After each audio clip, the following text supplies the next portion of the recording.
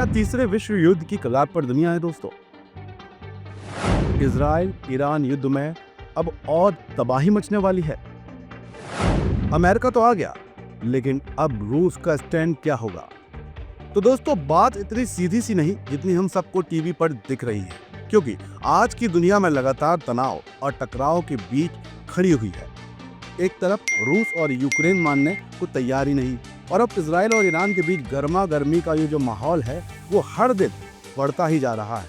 ऐसे में दुनिया जानना चाहती है कि क्या तीसरा विश्व युद्ध अब शुरू होने वाला है?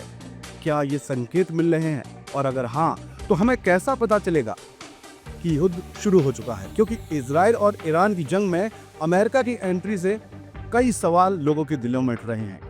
जिस तरह अमेरिका ने ईरान के परमाणु प्लांट को तबाह किया, वो कोई आम बात नहीं है दोस्तों। कोई ऐसे ही किसी के परमाणु प्लांट को उसके घर में घुसकर बर्बाद नहीं करता। अमेरिकी राष्ट्रपति डोनाल्ड ट्रंप वैसे भी अपने खतरनाक अंदाज और इरादों के लिए जाने जाते हैं। उन्होंने साफ तौर पर कहा है कि उनकी वायु सेना ने फोर्डो, नातांज और एस्फहान न्यूक्लियर साइट्स पर हमला किया और उन्हें तबाह कर दिया। अमेरिकी सेना ने इन ठिकानों पर पूरी तैयारी के साथ बम गिराए, जिसमें मुख्य निशाना फोर्डो था। इस बात को आप समझ सकते हैं कि किस तरह से ईरान के अंदर घुस के उसके प्लांटों को तबाह किया गया। अमेरिका की ओर से यह हमला भारतीय समय के मुताबिक रविवार की सुबह 4:30 बजे हुआ था। हमला तो ठीक है, लेकिन इसके बाद ट्रंप ने जो ईरान को धमकी दी वो किस ओर इशारा कर रही है? क्योंकि ट्रंप का साफ साफ कहना है उसे यानी ईरान को शांति कायम करनी चाहिए। वो अगर ऐसा नहीं करता तो उस पर और बड़े हमले किए जाएंगे। लेकिन बड़ी बात यह कि इतने बड़े हमले देखने के बाद ईरान क्या करेगा और इन बड़े हमलों का असर क्या होगा, ये वक्त तय करेगा।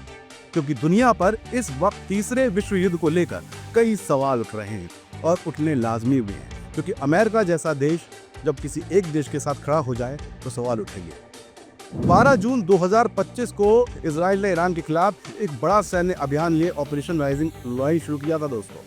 इजराइल के प्रधानमंत्री नेतन्याहू ने बताया था कि इस अभियान को शुरू करने के पीछे उनका मकसद ईरान के परमाणु और बैलिस्टिक मिसाइल कार्यक्रमों से पैदा हो रहे खतरे को कम करना है। इस कार्रवाई के बाद मिडिल ईस्ट में हलचल मच गई और अब अमेरिका की एंट्री के बाद तबाही।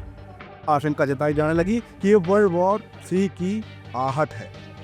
अच्छा, तो अब इसे इस तरह से समझने की कोशिश करिए कि ऐसा क्यों कहा जा रहा है या इसके संकेत मिल कहां से रहे हैं। तो देखिए, एक तरफ तो अमेरिका एंट्री कर चुका है, वहीं दूसरी ओर रूस और यूक्रेन के बीच जंग जारी है। चीन की ताइवान पर निगाहें हैं। उत्तर कोरिया के मिसाइल परीक्षण बराबर हो रहे हैं। इजराइल ईरान के बीच तनाव की खबरें आप हर दिन देख रहे हैं और अमेरिका की एंट्री के बाद खासतौर पर ये निगाहें और तेज हो गई हैं। ये सारी चीजें वो हैं जो ये संकेत दे रही हैं कि दुनिया को तीसरे विश्व युद्ध के मुहाने पर लाकर खड़ा कर दिया गया है। बस फर्क इतना सा है कि इस बार युद्ध सिर्फ हथियारों से नहीं, बल्कि डेटा, स्पेस, इंटरनेट और आर्टिफिशियल इंटेलिजेंस यानी AI के जरिए भी लड़ा जाएगा।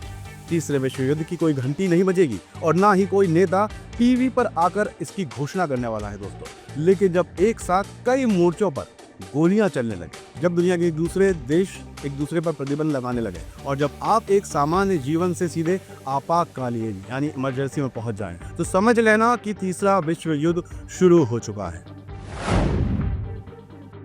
जी दोस्तों, अब इस मामले में हम आपको समझाते हैं कि अरब देशों का रुख क्या है, क्योंकि उनका रुख देखना खाड़ी देशों का बहुत जरूरी है। बात अगर अरब देशों की तरह, तो अरब देशों को ईरान के परमाणु शक्ति बनने में कोई दिलचस्पी नहीं, क्योंकि सुन्नी मानने वाले खाड़ी देश ईरान को परमाणु शक्ति बनते हुए स्वीकार करेंगे ही नहीं। जो शिया विचारधारा का पालन करता है, शिया समुदाय को फॉलो करता है। जानकार बताते हैं कि सुन्नी देश ईरान को मुस्लिम देश भी नहीं मानते। इसके पीछे शिया और सुन्नी की अलग ही कहानी और खेल चल रहा है। ये समझने वाली बात है। अब एक नजर एक्सपर्ट की राय को समझें तो इजराइल ईरान संघर्ष तीसरे विश्व युद्ध में नहीं बदलेगा। ना तो चीन और ना ही रूस ईरान में शामिल होने की संभावना है। हालांकि ईरान रूस के साथ अच्छी दोस्ती रखता है, लेकिन वो इसे परमाणु शक्ति बनने से कोई दिलचस्पी नहीं रखता। लेकिन एक बात ये सोचने वाली है कि जैसा पहले समझा जाता रहा था कि अमेरिका भी इसमें एंट्री नहीं लेगा, लेकिन बाद में हुआ क्या, अमेरिका ने भी एंट्री ले ही ली। और सीधे कहाँ उस पर प्रहार किया? परमाणु प्लांट पर। ठीक उसी तरह अगर रूस का दिमाग बदला तो फिर क्या होगा, इसका अंदाजा लगाना मुश्किल नहीं है। वहीं अमेरिका के ऊपर भी बहुत कुछ निर्भर करता है दोस्तों। विश्व की सबसे बड़ी शक्ति इस समय वही है, क्योंकि ईरानी विदेश मंत्री आरागची ने ये जब कह दिया है कि इजराइल की ओर से हमले जारी रहेंगे तो हम भी जारी रखेंगे, अमेरिका के साथ कोई बातचीत संभव नहीं है। हाँ, अगर इजराइल को रोका जाए और जवाबदेह ठहराया जाए तो ईरान बातचीत के लिए तैयार रहेगा। दूसरी ओर प्रधानमंत्री नेतन्याहू ने साफ शब्दों में कहा है कि इजराइल तब तक ईरान पर सैन्य कार्रवाई करता रहेगा जब तक वो उसके परमाणु कार्यक्रम और मिसाइल क्षमताओं को खत्म नहीं कर देता। लेकिन क्या ईरान मान जाएगा, ये समझने वाली बात है। तो दोस्तों, अब आप समझ सकते हैं कि स्थिति साफ नहीं, लेकिन इसका मतलब ये भी नहीं कि थर्ड वर्ल्ड वॉर होना नामुमकिन है। हो कुछ भी सकता है दोस्तों। फिलहाल आपको बता दें कि ईरान के मानवाधिकारों के जो संगठन हैं, उनके मुताबिक इस जंग में अब तक 657 लोग मारे जा चुके हैं, जबकि 2000 से ज्यादा लोग घायल हुए हैं। इजरायली सेना ईरान के हमलों का जवाब दे रही है। इन सब में इजराइल ने 24 लोगों की मौत अब तक देख चुकी है, सैकड़ों घायल हुए हैं। बाकी आगे की अपडेट के लिए आप बने रहिए मेरे साथ। हमारे चैनल को आप सब्सक्राइब और लाइक जरूर कर हमारी ताकत बने, क्योंकि तकदीर का तो दोस्तों ऊपर वाला देख ही लेगा।